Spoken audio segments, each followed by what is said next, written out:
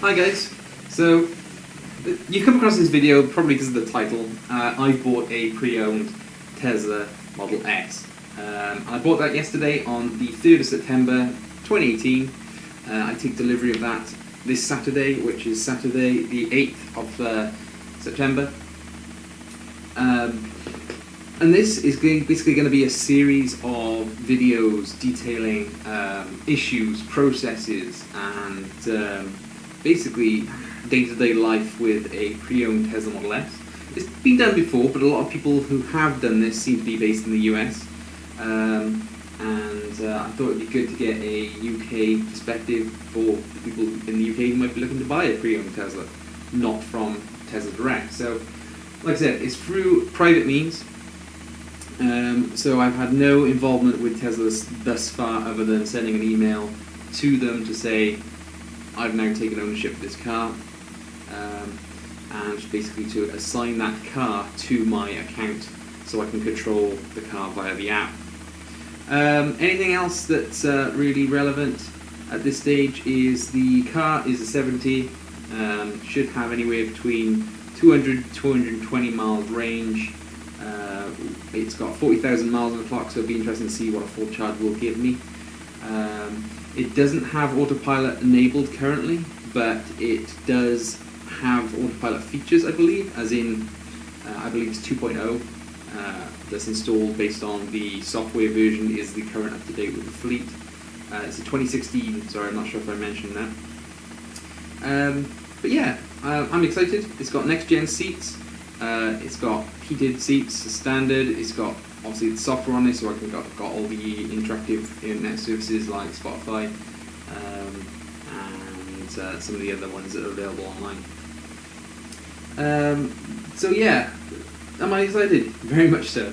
The only thing I kind of have to figure out initially is how I'm going to charge it. So currently at home I don't have a plug-in electric car. I do have a Honda CRZ currently, which is part exchanging, and yeah, I'm going to have to try and wing it with a 3-pin plug for a week by the looks of it. I'm going through the process of purchasing a EO charge point, which will enable me to have up to 7.2 kilowatt charging.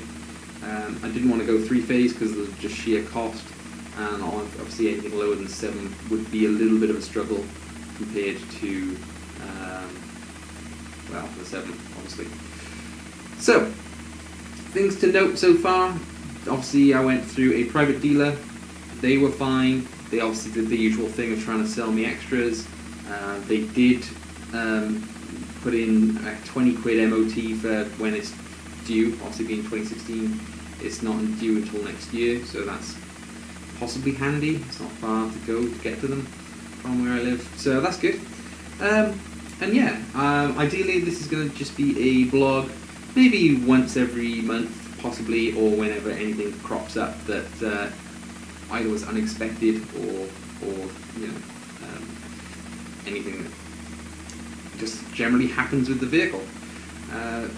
I'm going to travel to Bradford next Thursday in the Tesla, so that will be my first use of supercharging. It'll also be my first use of the full range of the car, so I will be doing up to 100%, hopefully, if I can get to charge up to 100% before then. Yeah, it's one of these things where I'm excited. I'm slightly apprehensive because it's not. I've not done it before, but average range around 200 miles to Bradford and back is around 450 miles. So I will be using the supercharger network. Something else to note is the process of changing ownership. Because the car is 2016 and it's 70, it should come with full free supercharging. Sorry. Now, that is very important. It's very important when I bought the car. When I bought the car, the sales rep obviously wanted me to put a deposit down in the car as soon as possible. He called the service centre, got through to some service centre in Europe, and they checked the VIN on the car, and they said, yes, it does come with full free supercharging as per the guidelines of pretty much what comes with. So once again, it will be interesting to see. I don't really want to get stuck, so I might actually do a short run on the Wednesday or Tuesday before I go to Bradford, just to check the supercharging is working. You know, plug it in for 5-10 minutes, and then unplug, drive back. Because to be honest, I don't want to be stuck in Bradford. There's nothing wrong with Bradford, but it's quite a long way from home, and I don't want to be sat next to a guy in a recovery truck for 300 miles or 200 miles, as you can probably imagine. So this pretty much brings this to a conclusion at the moment. Like I said, I'll be adding videos incrementally when things happen. Something that will be interesting is the service. I believe the service is due on the Tesla sometime in the next month or two. So it's going to be a cost I'll just have to absorb at this point. But yeah, interesting. Optional upgrades that I'm thinking of getting. So you have the dual charging for the Type 2. Now in the US, once again, this is another reason why I'm doing this. In the US, they have a different adapter on Teslas, and they don't use Type 2. Over here, we use Type 2, which I don't have the IEC number currently. However, I'll get that. Probably post it somewhere. Post somewhere over there. Now, I need to go buy a cable for one thing for the Tesla. But I believe the car has a single charge unit, so it can only do up to 11 kilowatts. Currently, even on a 22 kilowatt charger, it'll only do up to 11 kilowatts. Something that a lot of people in the US said it's worth getting. I believe it was $1,200 to get that done. It'll be interesting to see what prices relate or resolve to in the UK. Something else some other YouTubers have posted to do with the center console. So on the Tesla, you've got the driver's seat, passenger seat, and then this bit in the middle. On the facelift model, this center console actually is a normal kind of tubular center console that sticks up and joins the dash. On the pre-facelift models, which mine is a pre-facelift model, it was one of the last pre-facelifts before the facelift, if that makes sense. It is basically a, let's say, gully with its two sides, and it basically stays about 5 to 6 centimeters off the actual floor of the car on either side, but it actually is hollow in the middle. So I don't think I'm going to get a center console. I think it was like $1,000 for a bit of plastic. We'll see how it goes. There are other places within the dashboard to put my phone, to put sunglasses. So I'm unlikely not to go and chip out for a center console, to be honest, at this point. Autopilot.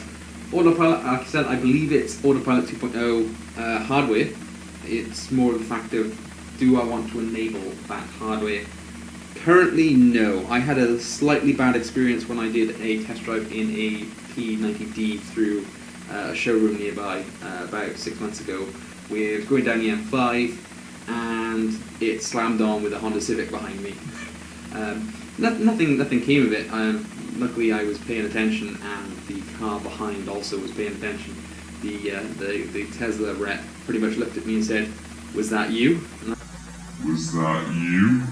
I was like, "Nope, I'm nowhere near anything." So obviously, I had my hand gently cupped around the wheel, but in terms of the pedals, I was nowhere near the pedals at that time. So yeah, I think that concludes the video, and yeah, I hope you subscribe if you're interested in Tesla in the UK.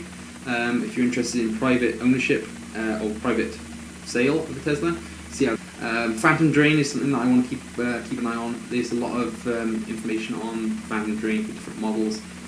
UK might be slightly different, we don't know. But yeah, Europe, obviously European bloggers such as Bjorn. He obviously does a lot of things in Europe, so maybe it might be a slightly different take on it from being in the UK. Right then, so cheers, thanks for watching this video, and see you in the next one.